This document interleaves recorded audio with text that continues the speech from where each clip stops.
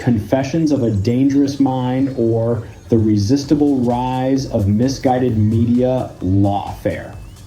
Rollover Ronnie, Hollywood has a new would-be pretender to the throne. The most recent episodes of the geopolitical shitcom have featured the Clooney Foundation for Justice, CFJ, taking its studio stage. Its celebrity frontman aims to slide into the United States' ongoing, losing information war against Russia and its special military operation in Ukraine. Yet the real world is no TV courtroom melodrama. It's 6D chess, with international law and media narratives as pawns. George and his foundation seemingly fancy themselves as dark knights, targeting Russian media personnel through the International Criminal Court, ICC. The foundation's nefarious aim: to scare off anyone with the audacity to report the news for RT and Sputnik. Picture it: Glitter Gulch's glitziest geeks and geezers rubbing bony elbows with their political idols, all under the watchful gaze of a bored American public. Downtown LA cleaned up enough to stage a one-night rite of passage, one featuring the sitting President Joe Biden and former President Barack Obama headlining a campy campaign fundraiser at the Peacock Theater. With George Clooney and Julia Roberts adding a touch of faded stardust, what could go wrong, right? The evening delivered precisely what it promised: a wannabe Oscar gala, not any kind of convincing substantive political rally. In one of those Hollywood humiliation rituals, reminiscent of John Cena's recent Rising Cloak and Sinking Dagger show, Jack Black, costumed as a Tolstoyan sad clown, Uncle Sham, if you will, aimed to deliver more comic relief than his host, but he was ultimately upstaged by the president's handler, the other president. With hardly any advertising per se and no real product to peddle, their unnamed felonious foe recently set staggering donation records, enough to fund the next Disney megaflop, were he so inclined. Meanwhile, ticket prices for the event ranged from $250 for the nosebleed seats to a cool $500,000 for the privilege of planting your ass near Joe.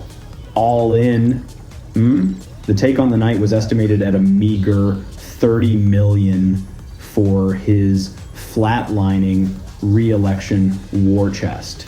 It's a pitiful sum, really, amounting to little more than pocket change considering what the event cost to produce. Those who know their way around the hood, of course, also know that the big winners are always the boomer era owner-operators of the private, secure street-level parking lots, and, of course, the young hustlers lucky enough to work the valet lot at the Peacock's exit, each a master cash magnet in their own right. Shh. It's all a big write-off anyway. Inside the theater, sheltered from the real world without, the atmosphere was positively electric, with supporters hanging on every word as if waiting for the miracle. One starry-eyed attendee, as she made her low-budget entrance, gushed through her surgical mask, quote, "Hearing them talk about the issues is very important," end quote.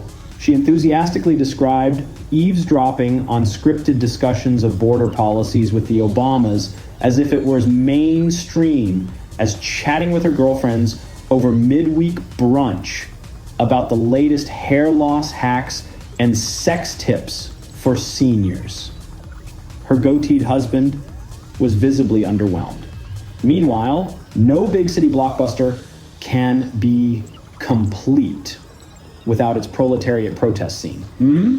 And the City of Angels did not disappoint. Outside, a pro-Palestinian mob, masked and ready for a photo op, abandoned multiple posts at nearby universities and colleges for the evening to stage its PR sit-in at the Peacock's mouth. As they locked their spindly arms in a dramatic display of unity, this bored ape could not help but notice that these lost souls were more concerned about Gaza's future than their own. Alas, the masks are just a bit of show for the occasion, especially when bathed in direct sunlight. If, that is, you courageously believe the science about pathogen destruction in the real world and or the benefits of vitamin D. Otherwise, vax up and pack yourself into the next multimedia protest spectacle like a sardine. Signal all the virtue in your heart for the cameras and the world to see. After all, Major Grom isn't streaming in to save anybody. Hypocrisy or commitment? Do the dedicated street performers here deserve acting awards of their own? Or will these Me Too's, wannabes, and runners-up become next season's washed-out castaways, forgotten like so many Black Dahlias? It's one big gong show. And while you don't get to book the acts, you do get to be the judge. Away from the glitz and glamour, the CFJ's docket initiative faces significant criticism from Russian officials. Maria Zakharova, the able spokeswoman for the Russian Foreign Ministry, accused it of hounding Russian journalists by pushing for secret arrest warrants against them. Ms. Zakharova claimed that the foundation's actions were politically and ethnically motivated, describing them as a, quote, judicial safari, end quote, targeting Russian media figures. She calls this out as nothing less or more than an attempt at suppression, wrapped in the noble cause of justice. Anya Neistat, the legal director of the Clooney Foundation's docket initiative, spilled the caviar to Voice of America, stating that journalists who refer to the Kiev regime as Nazis, despite their obvious affiliation with the Azov Battalion, not to mention their tattoos, are in the crosshairs for ICC charges. George now denies that his foundation intended to seek the arrest of Russian journalists, stating that someone had misspoken. This isn't about free speech, though, or even misspeech. It's about who controls the narrative, for how long, and at what cost. Ms. Zakharova was quick to make this point, noting George's history of picking pet causes, coincidentally in alignment with American international interests. Do any of this bored apes readers remember George's 2012 handcuffed photo op over Darfur? He remembers watching it on RT of all networks. So, this is merely another chapter in a well-worn playbook. Ocean's 81, if you will, slick on the surface, but lacking any genuine twist. Recent admissions from The Atlantic, in tandem with those from the Royal United Services Institute, RUSI, that Russia is winning the information war, might explain why the collective West, via its celebrity proxies, now resorts to this pettiest form of lawfare. If you can't win fair and square, why not use the law to attack your enemy? It's a tried and true strategy in the West, especially dear to those on the left. It aims to ruin lives for the supposed crime of promoting alternative viewpoints on a contentious global issue. My own family is a victim of this cowardly tactic, as are many in the post-COVID era. They want you to be afraid. Anyways, high-profile Russian media figures might become forced to avoid ICC member states just to dodge potential arrest. And as if in xenophobic lockstep, the US State Department just issued stern warnings to all Americans. Avoid travel to Russia for any reason. They cite every conceivable risk except exposure to the truth of a larger world. The word is out via its proxy mainstream media monolith. Meanwhile, lesser-known international journalists, including podcasters and YouTubers, might not see the risk and continue their work unaware of the looming threat. Pawns in a game they don't even know they're playing. So, given the precedents and the circumstantial evidence, what is the Clooney Foundation really up to? By focusing its lawfare on RT and Sputnik's foreign employees and those working in ICC-compliant states. It's not promoting a free press, that's for damn sure. On the contrary, it's attempting to sanction Russian media with surreal similarity to the economic sanctions waged by the ECB and others. There's also likely some level of collusion with the alphabet soup of intelligence agencies, the TLAs of the PTB. The foundation hasn't exactly been transparent about its donors by leaning on George's and Amal's celebrity status. The bankers and the spooks hope to attract attention and funding, yet the legitimacy of their cause remains murky. Like a naked emperor, public only sees the same old George, hoping to don Batman's cowl once more, as if crepuscular star power can somehow distract from a lack of substance. But this crusader's identity is no guarded secret. The Clooney Foundation's clumsy attempt to insert itself into geopolitics is emblematic of a larger issue. The increasingly common, yet often misguided, involvement of celebrities in complex political matters. Even generously, i.e. naively, assuming that George and actors of his ilk might have good intentions. Their superficial understanding of intricate issues and reliance on star power often leads to counterproductive outcomes. The world is moving on from celebrity influencers' flashy campaigns that prioritize headlines in favor of informed, nuanced engagement, indeed, of genuine solutions to pressing problems that challenge us all. Yeah, rock stars and movie gods with their vast platforms can raise awareness. Their influence can not only distort reality, it is expressly intended to do so.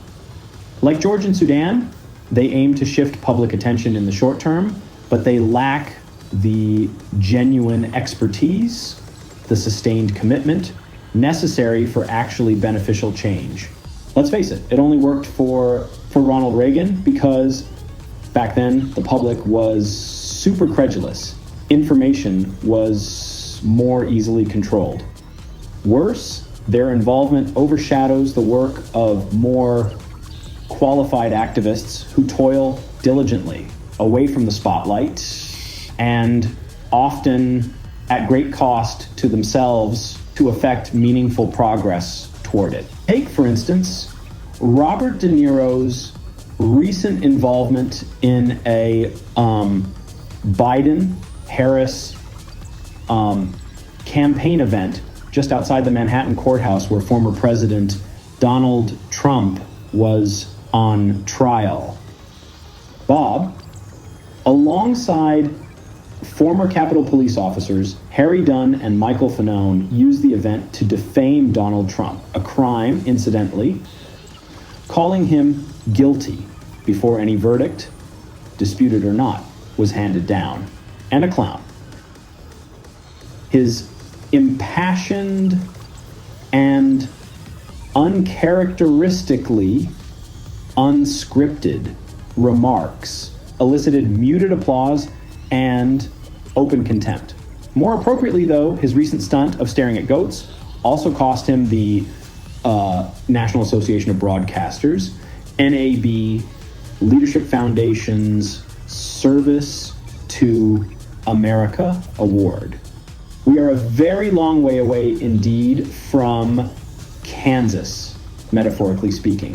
Far from better days when men were men, and the late Marlon Brando had the decency to decline his Best Actor Oscar in protest of Hollywood's treatment of the Native American peoples, sending Sachin Littlefeather to the ceremony to refuse the award on his behalf.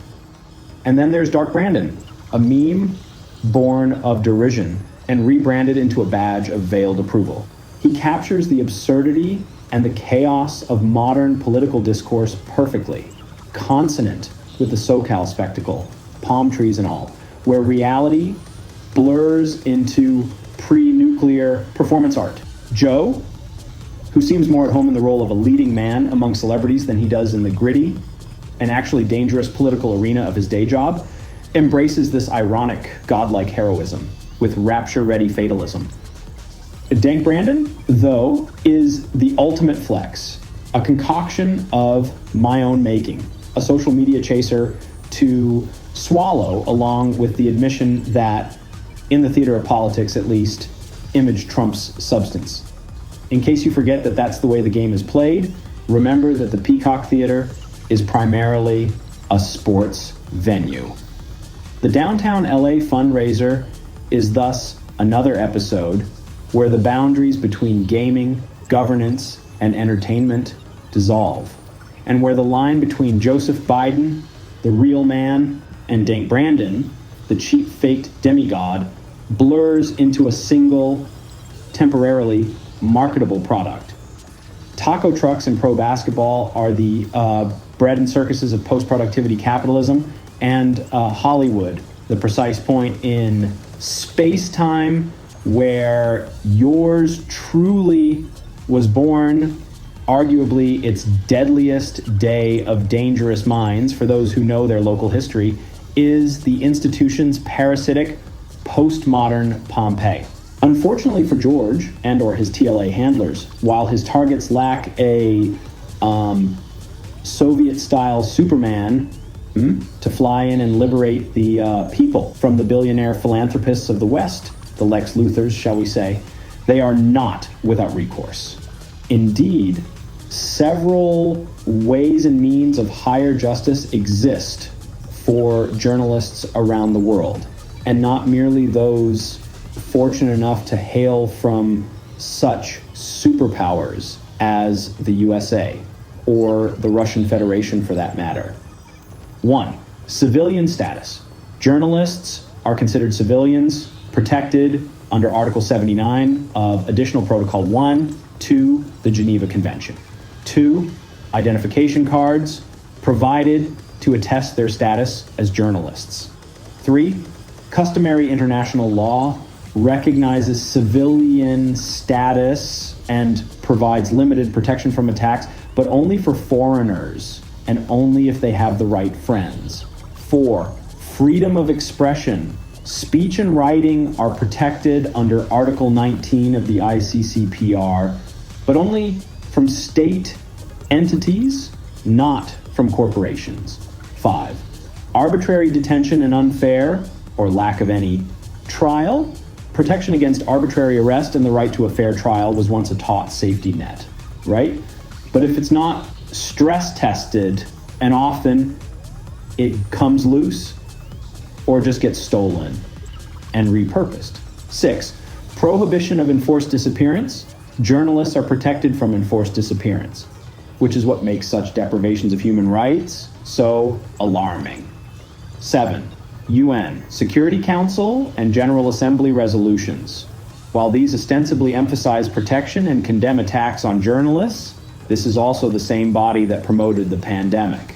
Let's just say that the times, they are changing, And in the post-truth era, narratives are increasingly weaponized, potentially turning innocent journalists into unarmed combatants. 8. UN Plan of Action aims to create a safe environment for journalists. Oh, the UN is also saving the world from climate change.